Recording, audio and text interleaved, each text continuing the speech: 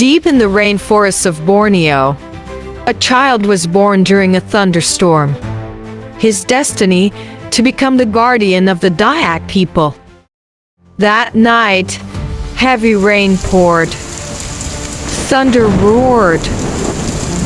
Above a small wooden house, an eagle circled non-stop, as if the sky itself welcomed the baby's arrival. This child is the spirit of sky and earth.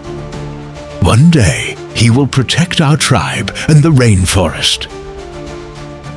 As years passed, the boy grew strong, wise, and kind. He could speak to birds and understand the whispers of the jungle. His name was Panglima Burung.